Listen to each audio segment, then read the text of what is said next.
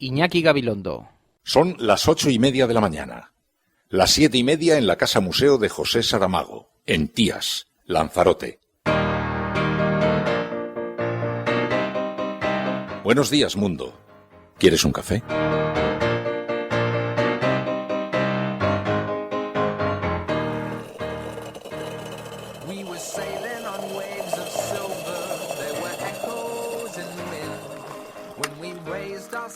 To capture them, the ship was lifted up and then it was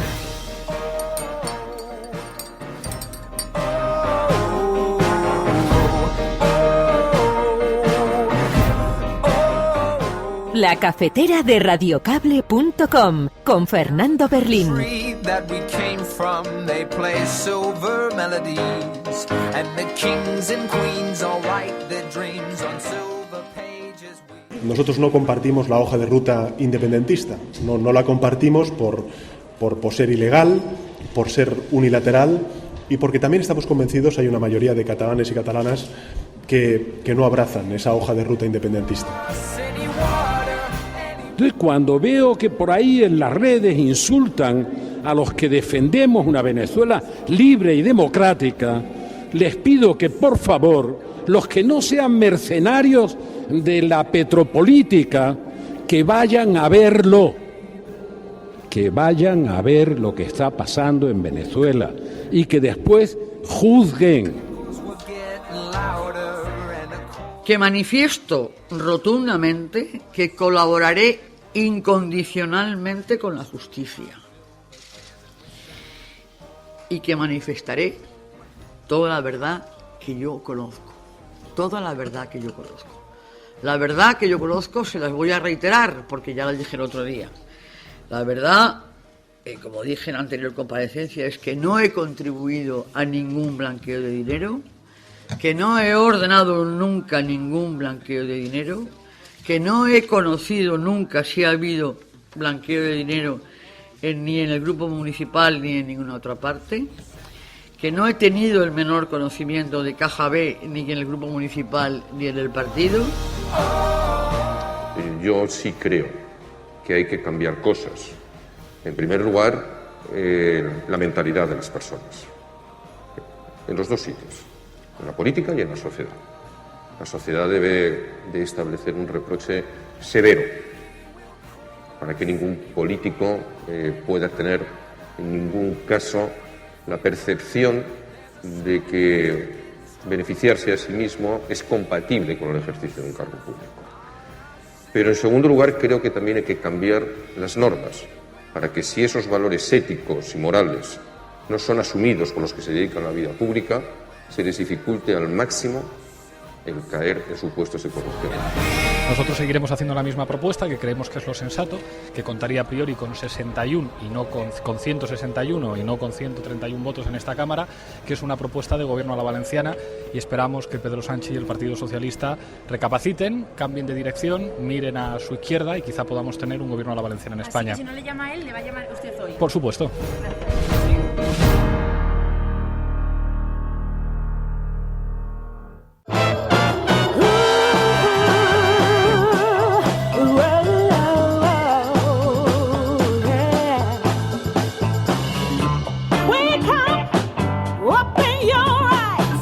Muy buenos días, amigos, bienvenidos a La Cafetera, una mañana más, a este espacio en el que nos juntamos un grupo de miembros de la Resistencia para tratar de explicar qué es lo que está ocurriendo en este mundo tan complejo, tan convulso, tan agitado. Y hoy en esta versión express del programa, en versión cafetera Café Express, muy buenos días, es que me tengo que ir para la tele y ya sabéis que esos días que tengo que salir zumbando, dije, mi compromiso es que siempre vamos a estar juntos. Aunque sea en este formato, hay quien me dice, oye, a mí me gusta mucho, porque yo siempre lo escucho en diferido, por lo tanto me da lo mismo que hayas estado tú unos minutos antes que yo. Bien. Hay otros que me dicen, oye, a mí es que me gusta más el otro formato. Bueno, también para eso lo mantenemos el resto de la semana. Y además me dicen, porque es que hay mucha interactividad, porque participamos. Digo, bueno, en realidad eso es irrelevante porque vosotros mismos seguís conversando a lo largo y durante el programa, y da igual si el programa se encuentra emitiéndose en directo en ese momento, si las conversaciones se producen sin que yo esté, en fin, Ya. Bueno, vamos a hablar de muchas cosas muy interesantes. Esta noche ha estallado una profunda crisis en Podemos, un nuevo capítulo en estas desavenencias que se venían observando en los últimos días, pero esta vez ha ido algo más lejos, porque Pablo Iglesias destituyó anoche, cuando rondábamos el filo de la medianoche, a Sergio Pascual, el secretario de organización, y esto tiene conmocionados a los medios de comunicación. Veréis que las portadas de los diarios impresos no lo llevan, porque sus primeras ediciones no han tenido tiempo a llegar, aunque sí lo llevan los digitales. Así que vamos a tener la oportunidad de hablar de esto y observar algunas claves que he podido recabar a estas horas y que podrían explicar qué es lo que está sucediendo en esta formación política emergente. Mientras tanto, estás escuchando La Cafetera. Si lo estás haciendo, eres la resistencia.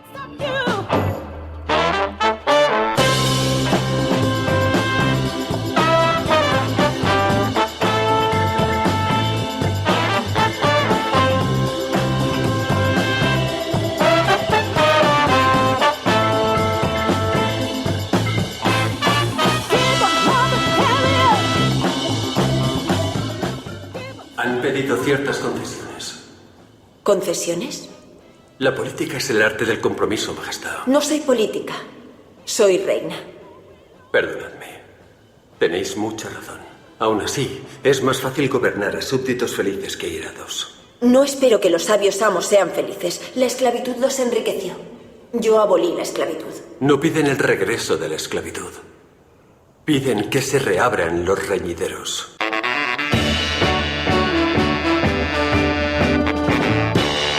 Bueno, y antes de nada, un saludo muy especial a aquellas personas que se incorporan en directo. Son los miembros de la resistencia de este programa en directo, porque se incorporan a esta hora. Un saludo muy especial, muy especial. Yo sé que hacéis un enorme esfuerzo por estar allí manteniendo viva la llama de la comunión esta que tenemos aquí en esta suerte de parroquia que vivimos cada mañana. Y también, como siempre, cada día, un recuerdo para aquellos que tuvieron que dejar el país una vez, que tuvieron que dejar sus raíces mirando hacia adelante, siempre hacia adelante, nunca hacia atrás, porque atrás se quedaban familiares, amigos. Son nuestros expatriados, emigrantes. Algunos de ellos, vamos a ver, porque en esto hay algunos que abandonaron España para buscar suerte en otros lugares, o para estudiar, o para, en fin, buscar futuro con su pareja. Pero hay otros que vinieron a España procedentes de otros países. E incluso otros que ni siquiera vinieron a España, ni siquiera proceden de España, sino que de otros países y escuchan este programa. Porque son numerosos los casos. Luego me dicen, oye, Fernando, es que siempre te refieres precisamente a los que han dejado España, pero hay muchos otros y hay expatriados interiores que pasan de una comunidad a otra autónoma a vivir. Hay otros que dejaron su país y se sienten, en fin, unidos a este país. Bueno, sea como fuera, si tú eres de esa raza, si tú llevas dentro el gen del expatriado, eres bienvenido en este programa. Tienes un espacio para ti aquí y nos hace sentirnos cerca de esa gente que cruzó una vez el océano buscando nuevas oportunidades y terminó en un sitio llamado América.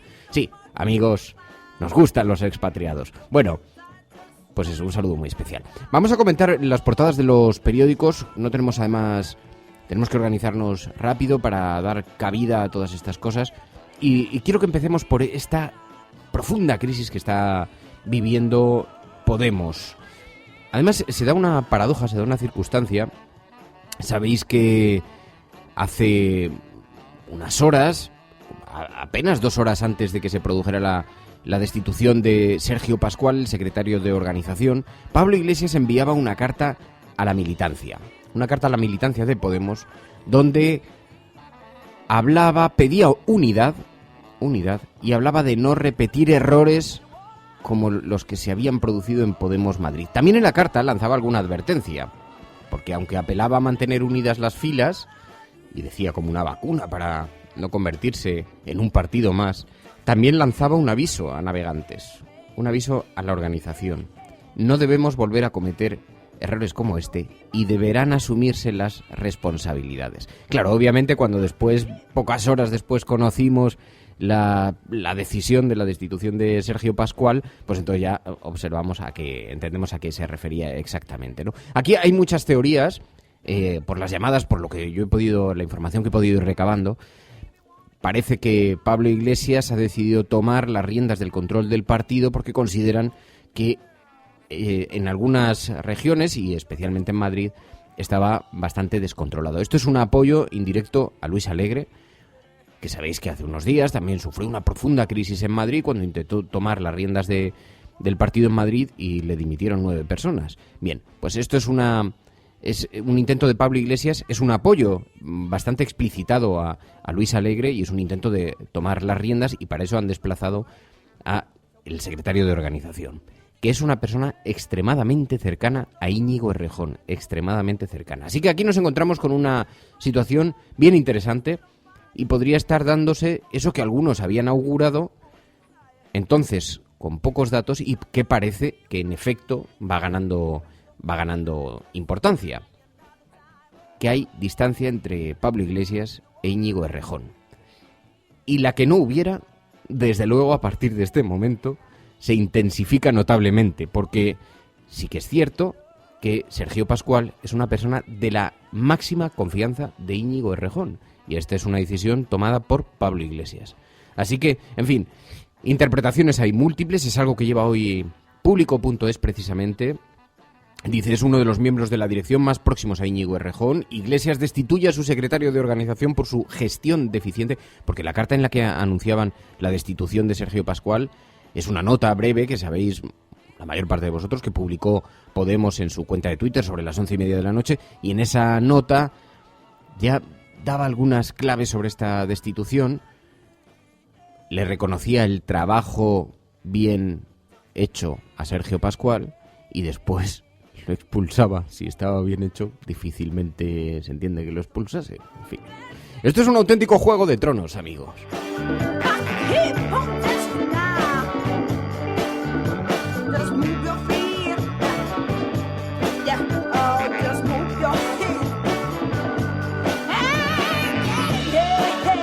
Estamos viviendo movimientos políticos interesantísimos en la política española, en todos los partidos políticos, pero lo que parece bastante evidente es que dentro de Podemos se está produciendo una intensa discusión también.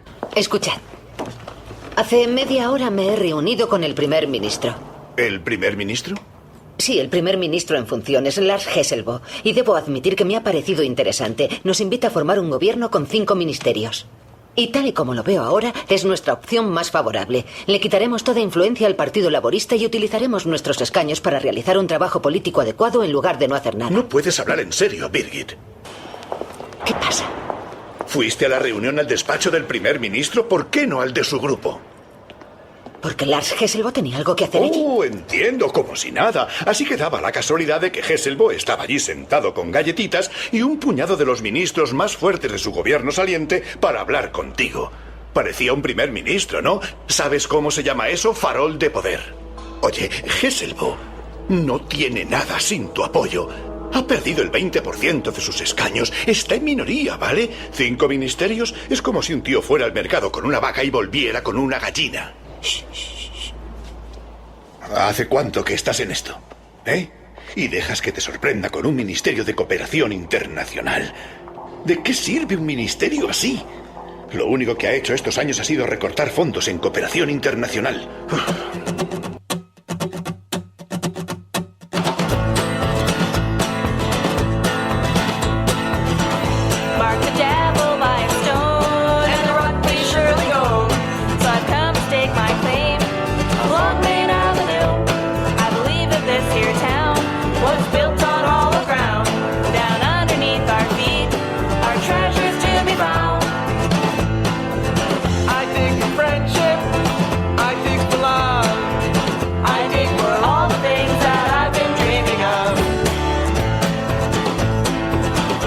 Bueno, pues con todo este ruido de fondo también se están produciendo las conversaciones entre los diferentes partidos políticos para buscar zonas de encuentro, intentar llegar a un pacto antes de que se vean obligados a convocar elecciones de nuevo.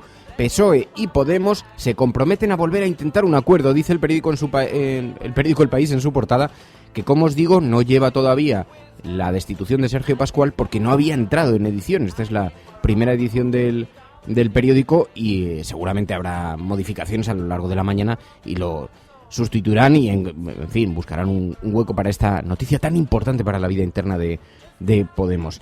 Dice el periódico El País que los líderes del PSOE y de Podemos, Pedro Sánchez y Pablo Iglesias, se han finalmente han decidido retomar las negociaciones para ver si es posible alcanzar algún tipo de acuerdo de gobierno.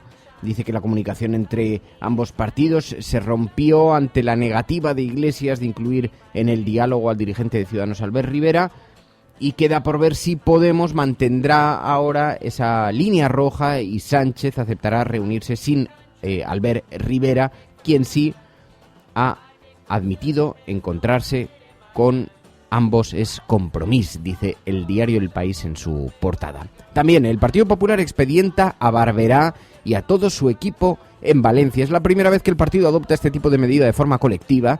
La exalcaldesa declarará ante el juez voluntariamente, pero no piensa dimitir. Y también dice que los 9 concejales imputados en el caso Taula se niegan a dejar sus cargos. Ayer Rita Barberá efectivamente compareció en rueda de prensa.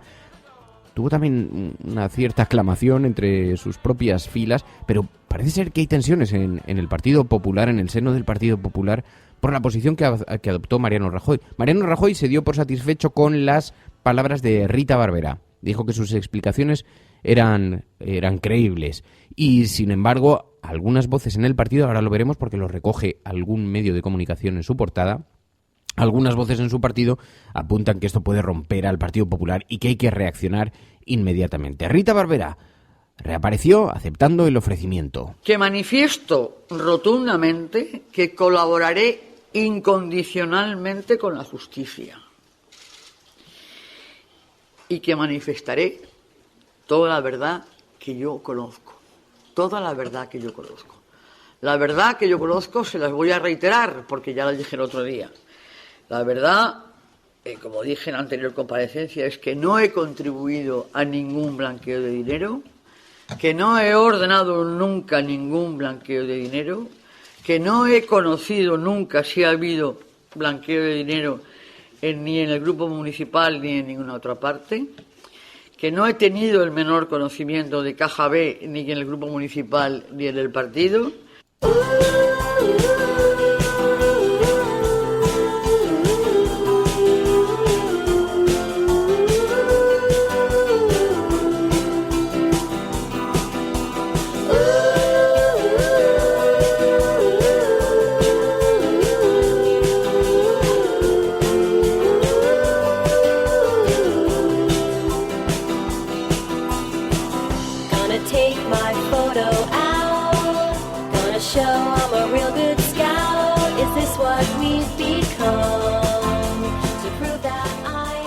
Pues esas explicaciones dejaron suficientemente satisfecho a Mariano Rajoy, pero no a todo el Partido Popular. Ahora os digo, lo veremos porque lo lleva alguna portada. También el periódico El País dice: Patxi López amenaza con denunciar al gobierno en el Tribunal Constitucional. El Ejecutivo insiste en que no se tiene que someter al control del Parlamento. Y en esto hay bastante debate, no solamente ético, que desde luego es una auténtica vergüenza que el gobierno huya, emprenda esta carrera, esta carrera de escapada, de huida para no ser sometido al control del Congreso de los Diputados, pero es que además también hay un debate técnico, jurídico, si está obligado o no, porque el gobierno se ampara en que estando en funciones no tiene por qué hacerlo. Pero mientras tanto, la legislatura técnicamente continúa, así que algo se tiene que someter al Congreso. Tanto es así que ahora veremos a ver cuál es la posición ante el Consejo Europeo del Gobierno sin que haya sido ni siquiera debatida en el Congreso de los Diputados, un Congreso que podría contener al próximo presidente del Gobierno. Así que, en fin, es es un escándalo que amenaza con terminar en el Tribunal Constitucional, como ha dicho Pedro Sánchez. Dice esta noticia a la que me refería, sobre Rita Barberá. Dice el periódico de Cataluña: la pasividad de Rajoy con Barberá divide al Partido Popular. La corrupción sacude a los conservadores. Dice: el partido abre expediente a la exalcaldesa, que anuncia que irá a declarar voluntariamente. El presidente se siente tranquilo con unas explicaciones que Maroto tacha de insuficientes. Ayer Maroto, ya sabéis, un pasito para adelante, otro pasito para detrás, aunque antes de ayer decía lo contrario. Ayer dijo que no se sentía en absoluto que eran suficientes las explicaciones que acabamos de escuchar de Rita Barberá. Y aunque ella ha decidido declarar voluntariamente de momento, porque lo que ahora es voluntario, veremos a ver en qué se concreta, ante el juez, a Maroto le pareció que era insuficientes. Bueno, ¿sabéis quién reapareció ayer? Ruiz Gallardón. Reapareció para pedir cambios y para pedir además una nueva mirada ante la corrupción. Yo sí creo que hay que cambiar cosas. En primer lugar, la mentalidad de las personas. En los dos sitios, en la política y en la sociedad. La sociedad debe de establecer un reproche severo para que ningún político pueda tener en ningún caso la percepción de que beneficiarse a sí mismo es compatible con el ejercicio de un cargo público. Pero en segundo lugar, creo que también hay que cambiar las normas para que si esos valores éticos y morales no son asumidos por los que se dedican a la vida pública, se les dificulte al máximo el caer en supuestos de corrupción.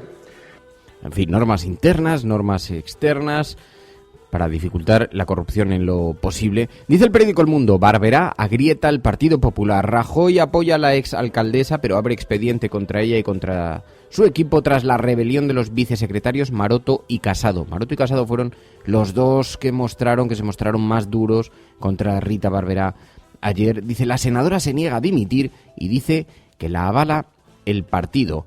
Dice el periódico El Mundo que todo esto está destapando, y además esta actitud de Mariano Rajoy por no estar sometido al Congreso al control del Congreso de los Diputados, que ha abierto una crisis sin precedentes en el Congreso y el Gobierno. Dice, Pachi López irá al Constitucional si el Ejecutivo elude el control parlamentario, y también el Gobierno intenta evitar que Standard & Poor's sitúe a Cataluña en impago. Pide a la agencia de calificación que suavice su informe y que no degrade la deuda de 72.000 millones de la Generalitat hasta el escalón más bajo del bono basura. Ayer Sánchez se reunió con Puigdemont, con el presidente de la Generalitat. El periódico El Mundo dice que se jacta Pedro Sánchez ahora de lograr el deshielo con Cataluña, pero el Gobierno dice que mantiene el pulso independentista. Ayer, efectivamente, Pedro Sánchez rechazó el referéndum, pero ofreció, eso sí, acuerdos a Puigdemont. Nosotros no compartimos la hoja de ruta independentista. No la compartimos por ser ilegal, por ser unilateral y porque también estamos convencidos, hay una mayoría de catalanes y catalanas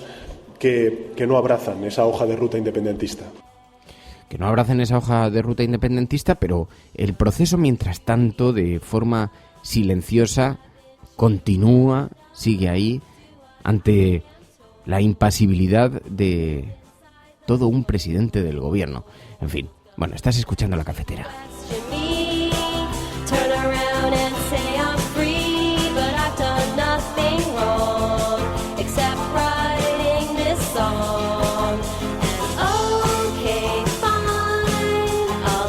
Luego veo en la portada de los periódicos, esta es una noticia que tenemos que observar detenidamente, porque sabéis que se está produciendo una crisis en Brasil con el expresidente Lula. Lula, dice el periódico El Mundo, maniobra para lograr ser ministro y estar aforado ante el cerco de la justicia. De pronto hemos visto que Lula, un personaje enormemente reputado en la izquierda internacional, se ha visto envuelto en un caso de corrupción en su país, que incluso le ha conducido a una detención pública con luces y taquígrafos.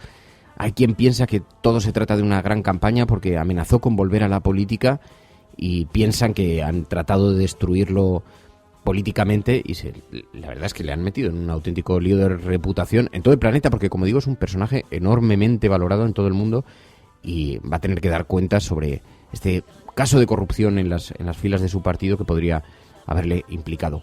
Dice el periódico La Vanguardia que el PP actúa por primera vez contra Rita Barberá, que ha abierto este expediente informativo, que el gesto sugiere a la exalcaldesa que dimita como senadora y que este expediente informativo que ha abierto el Partido Popular se abre a todos los implicados en el caso Taula. Y también Puigdemont y Sánchez abren una etapa de deshielo e insisten que el gobierno se resiste al control del Congreso por su interinidad, dice el periódico La Vanguardia. Algo en lo que le acompaña también el periódico La Razón. El Partido Popular abre la puerta a expulsar a Rita Barberá. La senadora intentó presionar a Génova para que no la expedientaran. Pidió por SMS al vicesecretario de organización del PP que defiendan a la gente del partido, que no ha hecho nada. Criticó a la presidenta del PP valenciano.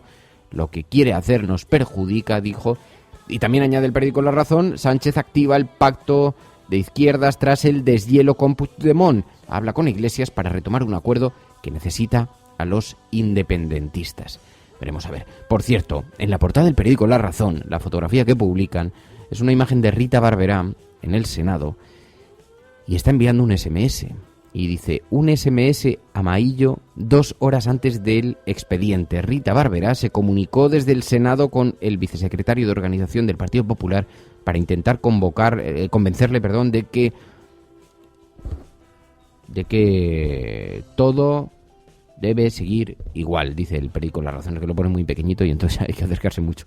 Pero el caso es que se ve a Rita Barberá de espaldas enviando ese SMS que se ve perfectamente en la portada del periódico La Razón. No sé qué gracia le habrá hecho a Rita Barberá. En fin, bueno. El caso es que seguimos, como digo, dice el periódico ABC también, PSOE, PP, Ciudadanos incapaces de defender unidos la unidad de España. Pero como os digo, todas las portadas coinciden en que se está produciendo, en fin, movimientos entre el Partido Socialista y Podemos, algo que ayer el propio Iglesias confirmó delante de los medios de comunicación. Nosotros seguiremos haciendo la misma propuesta, que creemos que es lo sensato, que contaría a priori con 61 y no con 161 y no con 131 votos en esta Cámara, que es una propuesta de gobierno a la valenciana, y esperamos que Pedro Sánchez y el Partido Socialista recapaciten, cambien de dirección, miren a su izquierda y quizá podamos tener un gobierno a la valenciana en España. Así que si no le llama a él, le va a llamar usted hoy. Por supuesto. Gracias. ¿Sí? Bueno, pues parece ser que esas comunicaciones se produjeron y que habrá alguna suerte de encuentro entre el Partido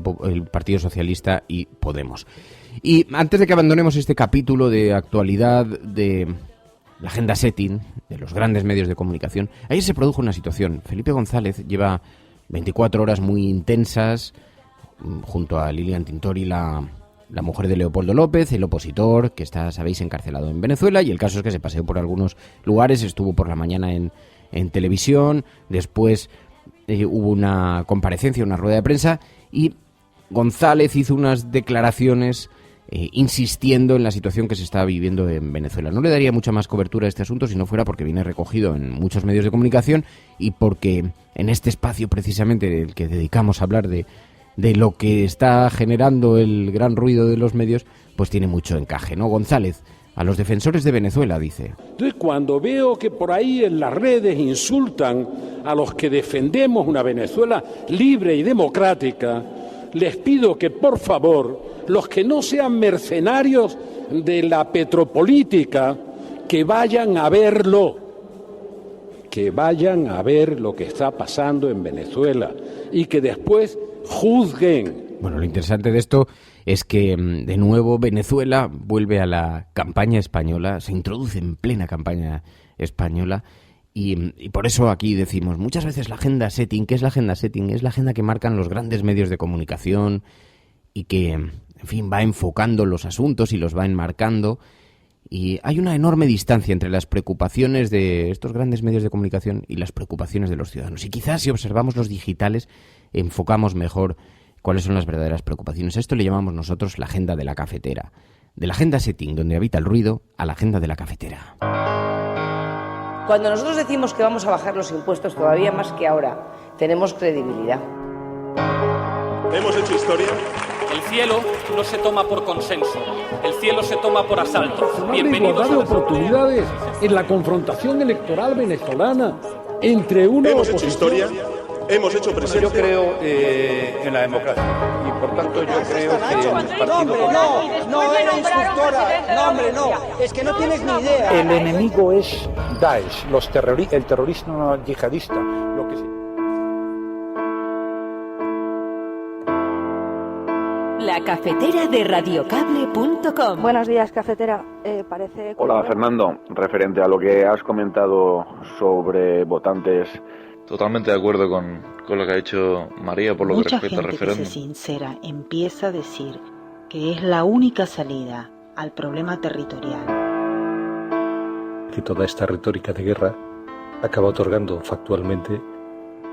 Que conozco votantes de Izquierda Unida que estarían dispuestos a votar. Tu colaboración es importante. Ayúdanos retuiteando la dirección de este programa. Hagamos que se nos oiga. Hagamos que se nos conozca. Radiocable.com.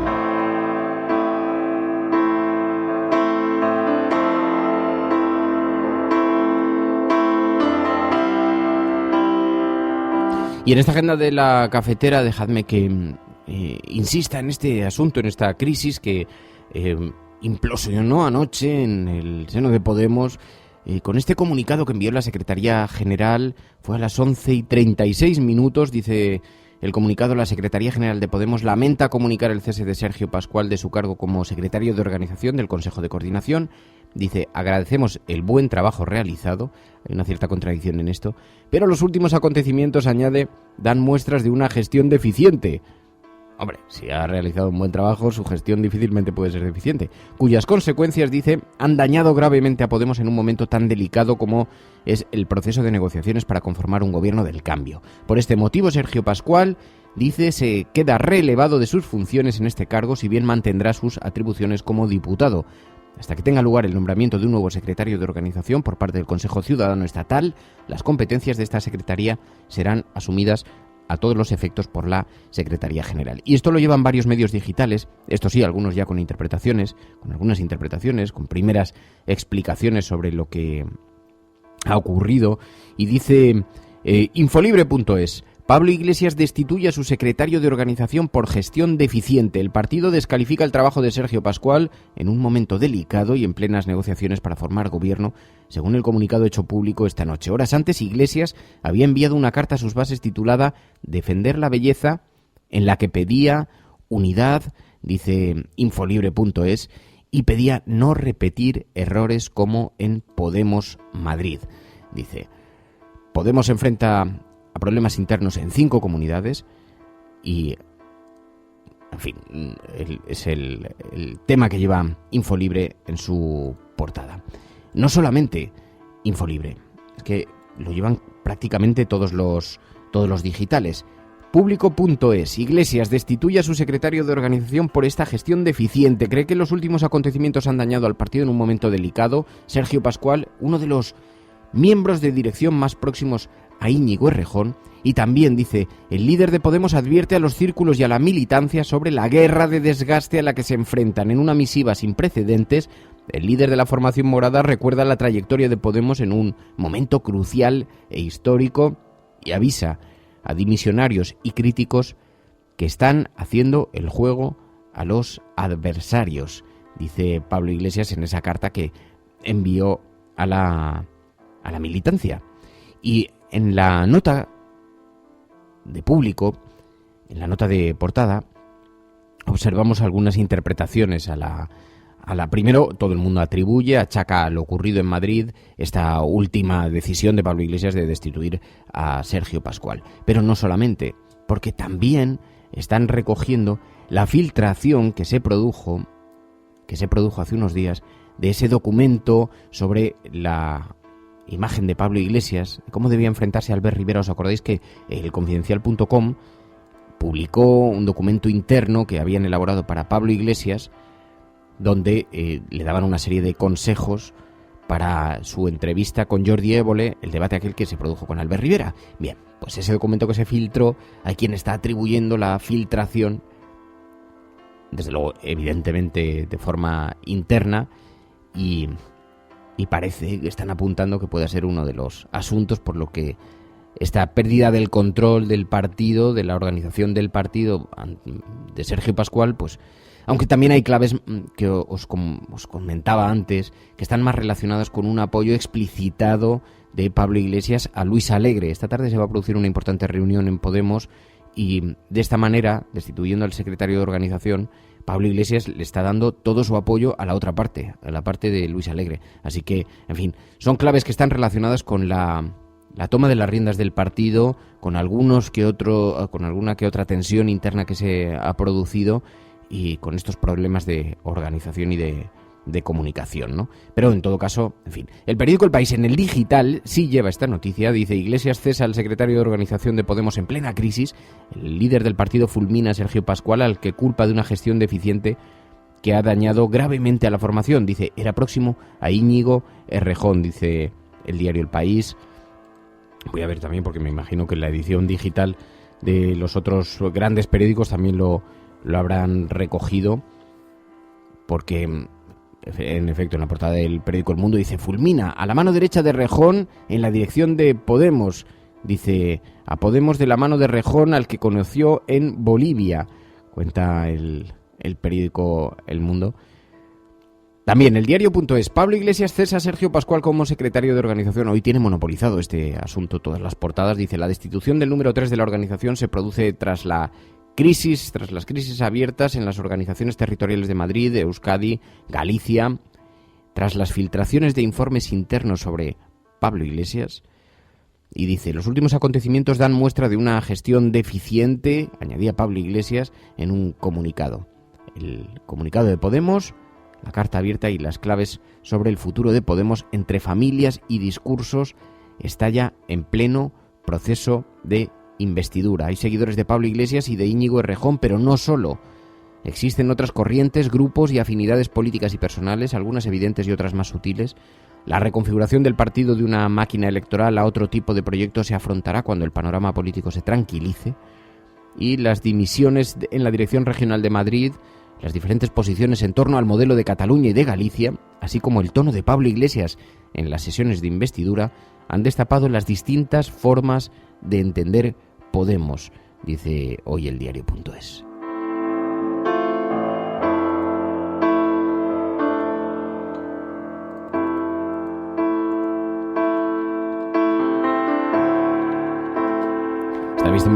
Está muy bien porque este recorrido en las portadas de los digitales nos ayuda a entender un poco mejor qué es lo que está ocurriendo. Dice, Pablo Iglesias fulmina al número 3 de Podemos. Próximo a Íñigo Errejón, dice el español.com. El líder de la formación morada destituye a su secretario de organización, Sergio Pascual, una semana después de la catarata de dimisiones del partido en Madrid, que ha desatado una brecha en la tercera fuerza política del país. ¿Por qué Iglesias ha guillotinado a la mano derecha de Íñigo Errejón? Se pregunta el español. Dice, la decisión del líder de Podemos aviva más si cabe la batalla interna entre diversas facciones del partido morado. El líder de Podemos afea las dimisiones de los afines a Errejón en Madrid en esa carta abierta que escribió.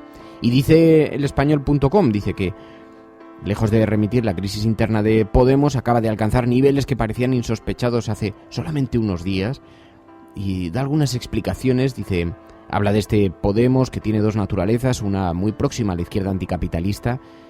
Dice, una prueba de la total sintonía entre Errejón y Pascual es que el segundo, Pascual, ha mantenido varios enfrentamientos con la corriente de anticapitalistas liderada por la secretaria general andaluza, Teresa Rodríguez, porque hay quien ve en esto un balón de oxígeno para Teresa Rodríguez, puesto que se despeja uno de sus mayores frenos en Madrid. Dice, aunque lo cierto, añade el español.com, es que los problemas internos se aparcaron durante la campaña electoral en dos mítines que Sergio Pascual y Teresa Rodríguez compartieron junto a la plana mayor del partido, uno en Cádiz y el otro en Sevilla. Así que estas diferencias que siempre han existido se manifiestan ahora de forma especialmente intensa. Pero en fin, nada nuevo que le sorprenda a la izquierda. ¿Puedo entrar en vuestro grupo? No, fuera. Yo no vendo esto por gusto, es un empleo. Yo odio a los romanos como el que más. ¿Estás seguro?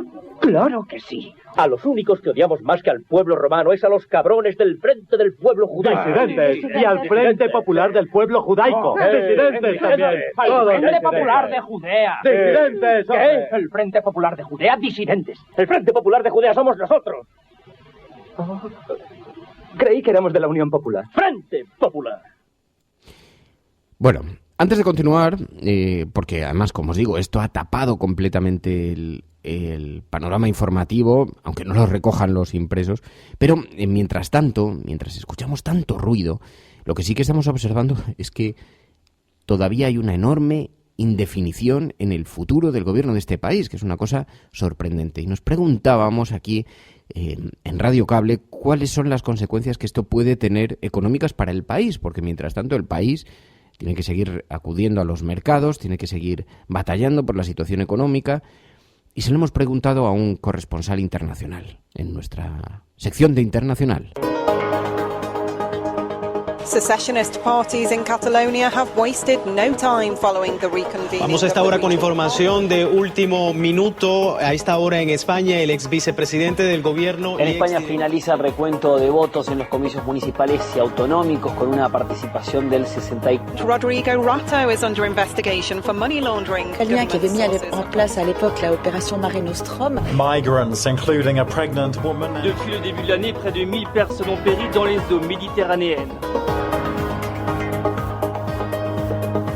Y hemos acudido a un colaborador de Financial Times a Ian Mount, es colaborador de Financial Times y de la revista Fortune, preguntándole cómo se observaba desde el exterior, cómo se observa esta situación de interinidad del gobierno español, de indefinición sobre el futuro de nuestro gobierno, y qué pensaba él que podía suponer esto para nuestra posición, nuestra posición económica, qué consecuencias puede tener esta incertidumbre para nuestra política exterior. En un sentido empresarial o económico, no parece que hasta ahora que hay mucho efecto, o un efecto bastante limitado. El tema que si vamos a elecciones otra vez, sí, es un tema. Y si terminamos con la misma cantidad de escaños para todos los partidos, ¿qué hace el país en ese sentido? Pero por ahora, bueno, no veo mucho drama, mucho temor por ahora.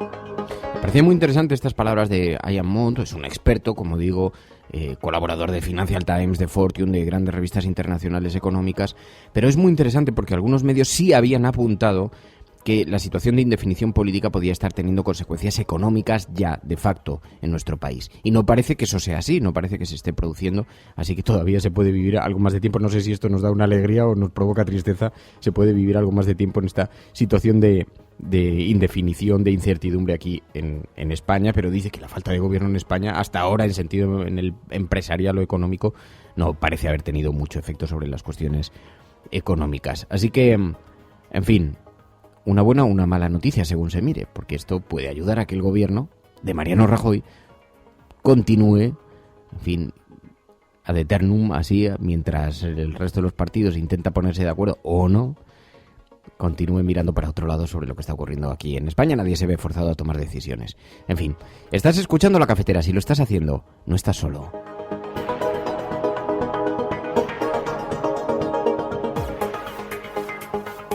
Hola, soy Fran, miembro activo e incesante de la disidencia, exiliado en Edimburgo, la segunda colonia más grande de españoles en Reino Unido, primer destino de exilio de España, así que aquí tenemos un pequeño gueto español y simplemente quería deciros a colación de lo que llevamos hablando muchos días sobre los refugiados, que hasta qué punto un gobierno es legítimo. Es decir, la legitimidad emanada de las urnas, ¿hasta dónde llega? ¿Dónde está la línea roja? Si mañana todos votamos otro Hitler, ¿sigue siendo un gobierno legítimo? Estamos observando gobiernos actuando fuera del marco de la legalidad, ya no solo constitucional, sino de los derechos humanos, constantemente, una y otra vez. ¿Y se sigue considerando eso legítimo? Un saludo a todos.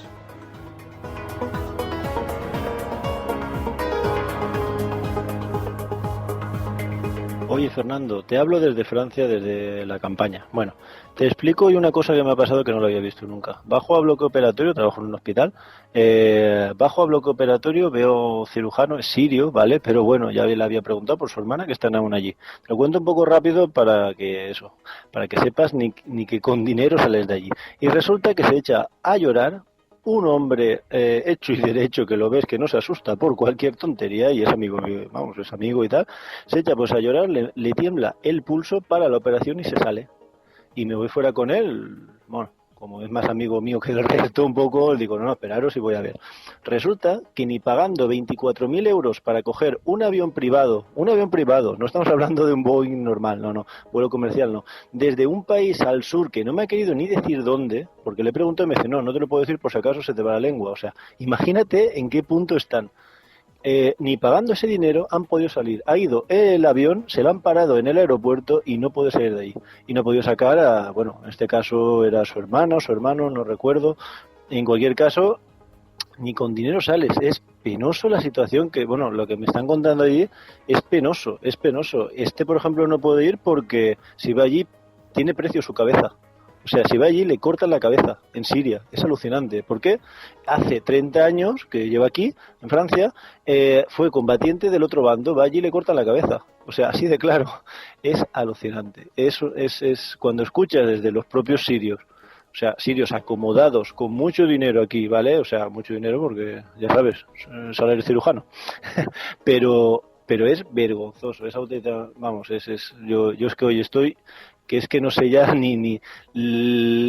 vamos, intentas ayudarle en lo que puedes, no sé, en apoyo moral, porque dinero no es problema de dinero, es que no puedes, no salen de allí. Así que bueno, esperemos que se arregle, porque ni con dinero ni sin dinero hoy en día están allí atrapados, y si no están allí, están en las fronteras. Suerte y que no se te agre la sangre. No, es muy impactante. Os agradezco tantísimo testimonios como este, que me parecen tan interesantes, que nos reflejan además una realidad que se está viviendo y de la que difícilmente tendríamos noticias si no existiesen medios de comunicación y fórmulas como las que existen hoy, que nos permiten observar desde muy diferentes perfiles todo lo que está ocurriendo, ¿no? Y me parece enormemente interesante este testimonio que nos regalas. Pero fíjate, qué drama tan enorme, ¿no?, el que se está produciendo. Y hay algo en lo que no se está poniendo el foco, que son las raíces. Las raíces de esto tienen que ver con la forma en la que los Estados Unidos de George Bush desestabilizó toda la zona de Oriente Medio y dejó un roto cuyas consecuencias se observan aquí, en este momento, con esta situación de los sirios que huyen, pero que tiene toda la zona profundamente afectada, ¿no? Que este enorme seísmo que provocó una política exterior basada en la confrontación, en el enfrentamiento, y nunca agradeceremos lo suficiente, y en esto nunca se le reconocerá lo suficiente, que el presidente de los Estados Unidos, Barack Obama, frenase la escalada violenta que había iniciado su antecesor, la frenase, y especialmente de cara a Irán. Porque yo recuerdo perfectamente, y algún día os contaré todo el relato completo, cómo entonces, cuando Barack Obama gana las elecciones, en los Estados Unidos no solamente se escuchaban tambores de guerra, había profundas, enormes presiones desde los lobbies israelíes para intensificar la tensión con Irán.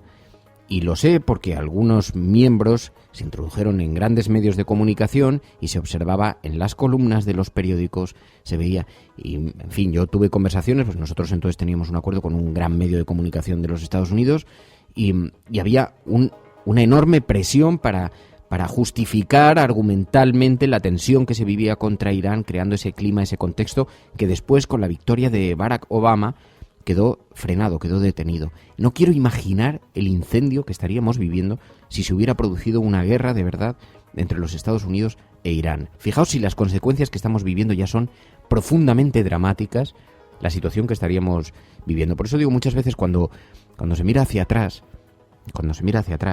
esto es muy aplicable también a lo que ha pasado esta noche con Podemos, pero el protagonista de la Cartuja de Parma decía, no sé si vamos ganando la guerra o la vamos perdiendo, decía Fabricio, porque las guerras solo se explican con el paso del tiempo.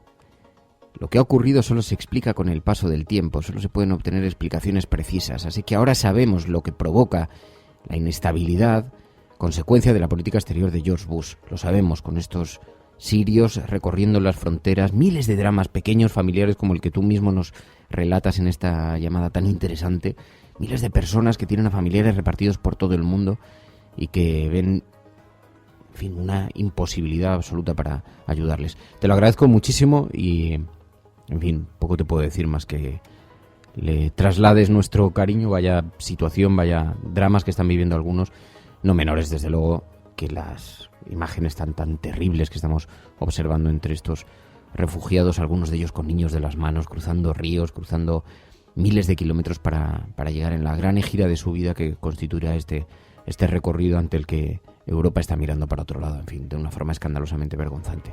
Estás escuchando La Cafetera.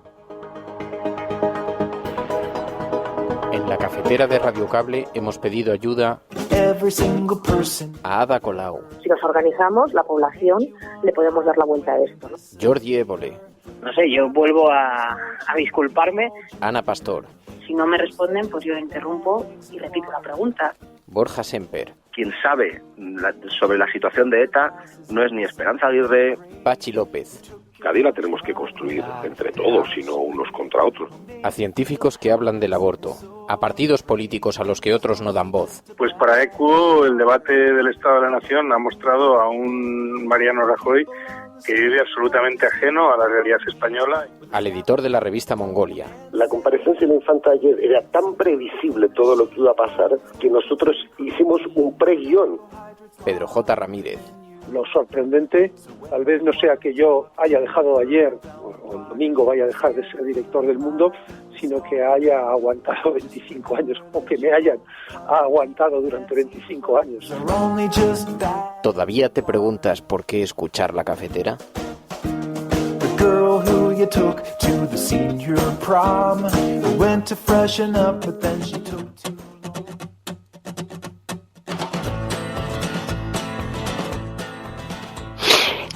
Entonces, según Snowden, el gobierno de los Estados Unidos sabe que yo me descargo el programa, que escucho La Cafetera y que soy parte de la resistencia. ¡Dios mío, estoy perdida!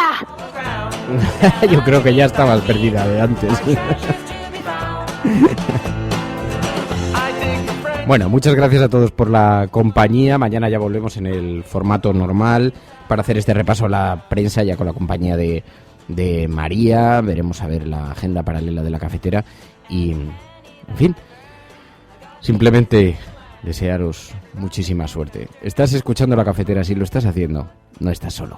Adiós, gracias, hasta mañana.